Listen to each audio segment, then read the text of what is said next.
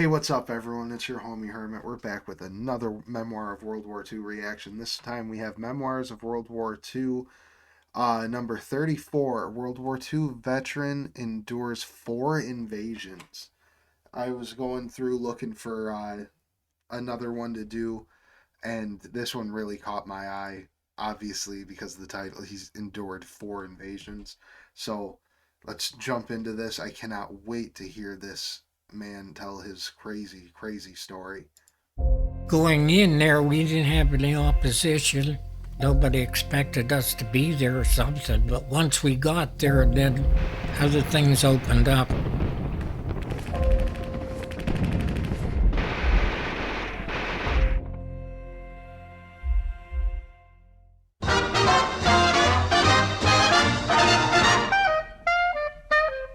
I love the music from the time period. I graduated in 1940, and then I worked in a machine shop.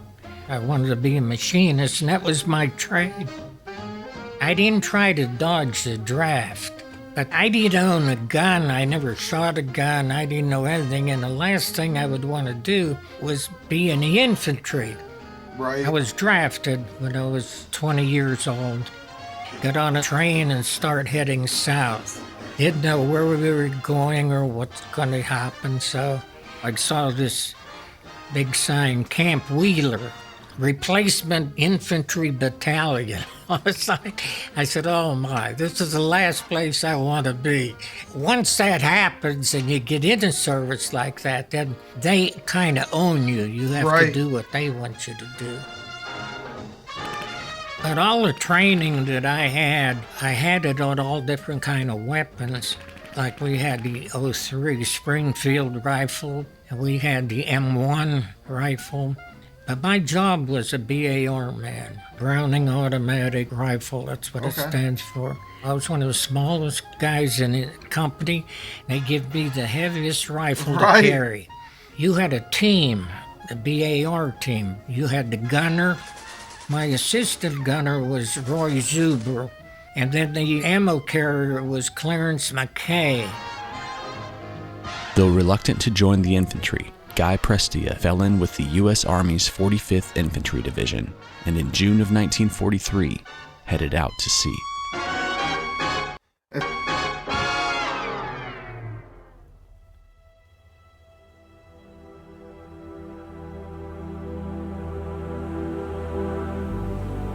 We were on our way to North Africa.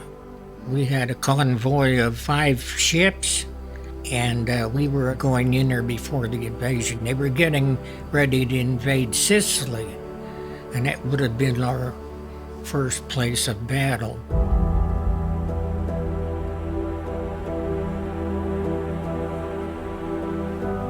The British troops were there, and then the Navy and Air Force, everybody was in on that invasion. Then the Navy opened up with their big guns. Then we had to get into those landing crafts and then go to the beach.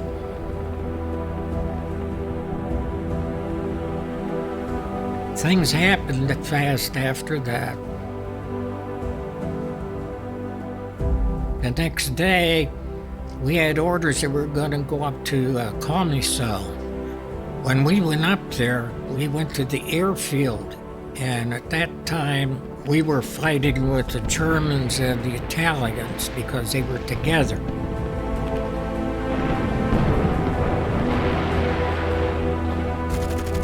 But that one day we were up there, we captured a whole bunch of people, Italian and Germans. And we captured 110 airplanes that were on the field. Oh, I thought he was going to say 110 men. Airplanes. That's crazy. But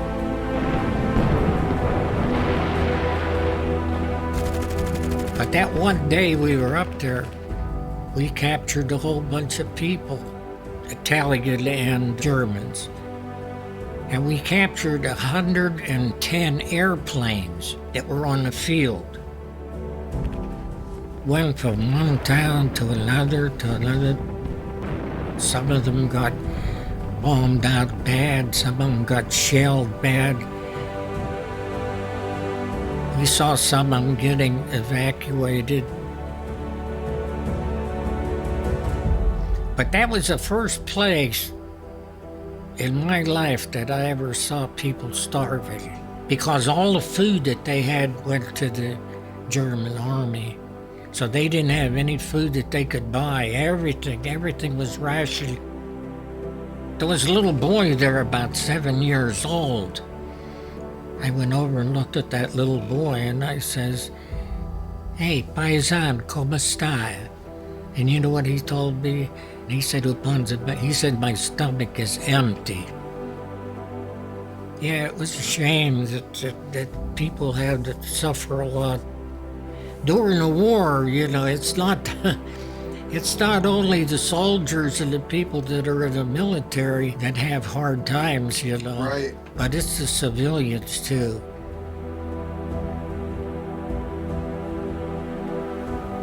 My outfit was on 4 different invasions during the war.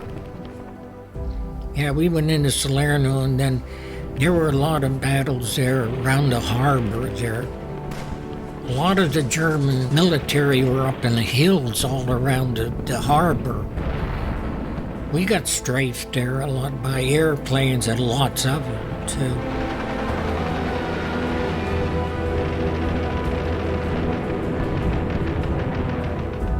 Anzio, that was another place we had to go to. Going in there, we didn't have any opposition. Nobody expected us to be there or something, but once we got there, then other things opened up.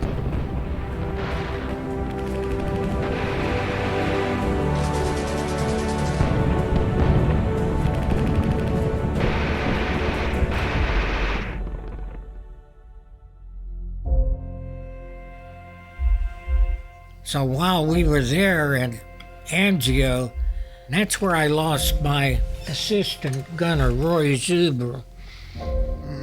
One morning, he got out of the ditch where he was laying, and he got hit by a sniper.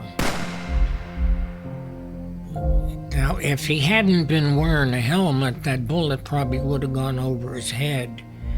But he was wearing a helmet, and the steel from the helmet ricocheted down here on his left side, came down his face on there, and it pulled out his left eye. The only thing that we had to help him, we took his undershirt and bandaged him up. That poor guy needed something for pain. The artillery was so heavy against us that we couldn't get him out of there for 3 days. And Roy just suffered with that thing for those 3 days until the artillery eased up. We were able to get him out of there and get him to a medic, get him on an ambulance, and take him back to a field hospital. 3 days. But after that, I got a replacement. That's what they do in the service, you know, they just send somebody up. Some of them, it is sad what happens too. So I saw this fella. He was about 19 years old, and he had an M1 rifle. I says, "Do you know how to clean it? Because you have to know how to take care of it." No, he said, "I never fired a rifle." He says, "All my time in the service," he says, "I worked in the orderly room, in the office." He says, "I did typing." Boy, I says, "I'm sorry to hear you say that." I said, "Because this is a combat outfit that we're in." So that night, while we're there, we're on the side of a hill. There was one shot that was fired, and it sounded to me like it was pretty close. So I walked back and everything, and here I saw that soldier, 19 years old. He killed himself. One bullet, he put it in his head. Yeah, he couldn't take it. Probably fearful of what would happen, everything like that. Wow. Now you wonder what would happen in a case like that? Well, see, my company commander would probably get the information about him, get his dog tags, send the information back to the States, and then a couple of guys from the government would go to his house and see the parents and say that on such and such a date in Italy that their son was killed in action. They wouldn't say he committed suicide. That'd be too hard with them, Right.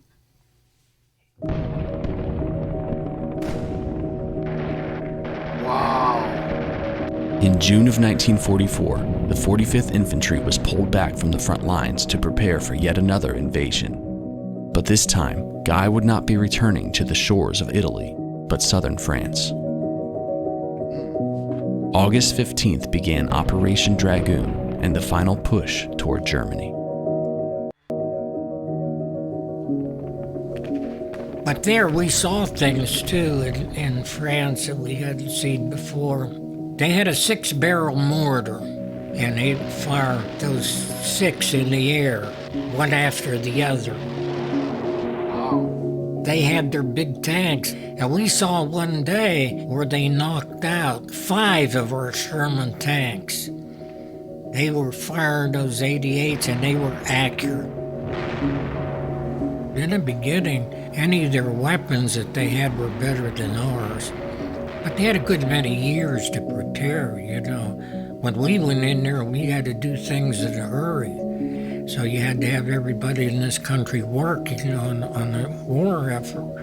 Right. But Germany had a lot of stuff until they got hit so hard that their factories had to go underground. Those were good weapons that they had, but we had more of them, and our supply lines were never cut off. We always had all the supplies we needed, but they lacked a lot of those things. They run out. And that wasn't the only thing. Hitler was even running out of men. Toward the end of the war in 1945, we captured a lot of soldiers that were 14 and 15 years old, teenagers. We captured a lot of men that were like 79 years old. But they were tired of Hitler by that time, and they were all surrendering. They surrendered by the thousands. By the end of March 1945, Guy and the 45th had crossed the Rhine River, finally setting foot in Germany. But on the 29th of April, the 45th Infantry was instructed to deviate to a town called Dachau, where Guy would experience just how grim war could be. So we went down there, and it was a bad place to be. There was some railroad cars there. And we saw, from a distance, they looked like logs laying on there. And here they were bodies, they were dead bodies from men, women, and children in there. And then whenever we got inside, we saw the effects of what happened with we saw a lot of people dead that were in that camp. And you could hardly stand the stench, that was going on there. We saw the cremator, they cremated a lot of bodies. And then we saw the gas chamber where they put a lot of people.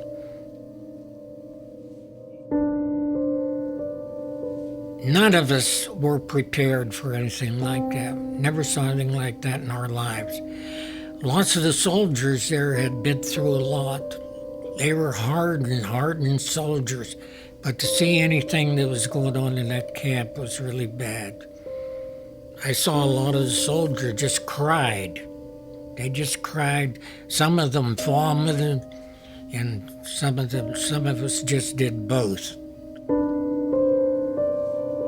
We got out 31,000 people out of there alive.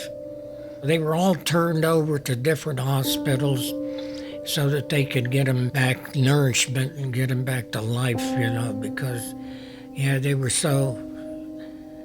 were just like walking dead people. Following Dachau, the 45th captured the city of Munich, and within a week, the war in Europe was over.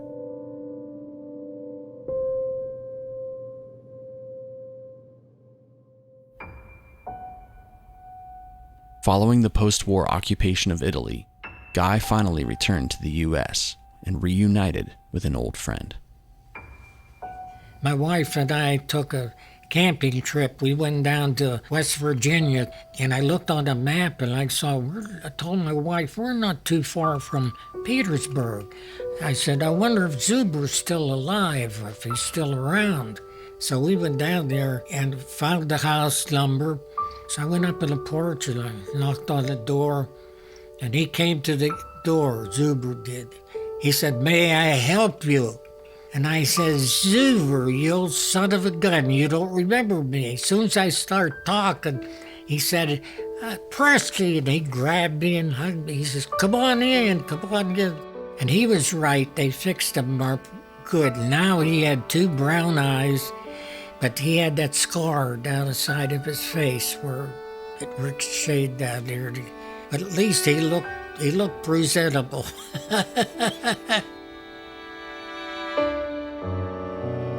Awesome that they got to reconnect. On one of my talks that I was down at Ambridge, so one little girl asked me a question, She said, how did you feel the first time you killed an enemy soldier? I said, it made me sick. Next question. I don't blame the little girl because they're curious. Whatever comes to their minds, they'll ask you that. There was another girl that was sitting in the front row. The question she asked was, she said, are you married? I said, yeah. I says, I'm married. I says, I have a wife. I have 8 children. At that time, I don't know what it was, so many grandchildren, so many great-grandchildren. Then I asked her, I says, why do you ask me that question if I was married or not? She said, I just wondered, she said, because if you weren't married, she said, I'd like to introduce you to my grandma.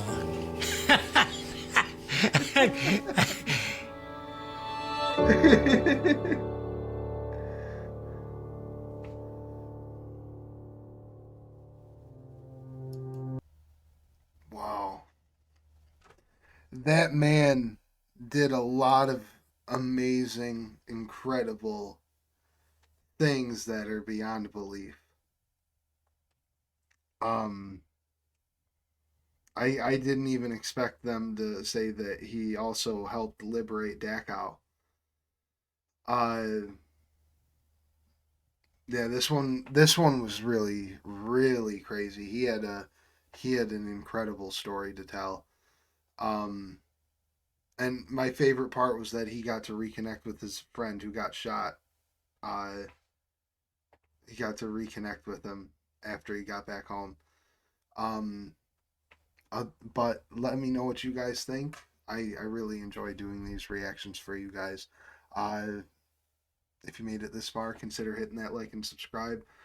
Be sure to check out Memoirs of World War II, the channel, because they got a lot of awesome stuff over there.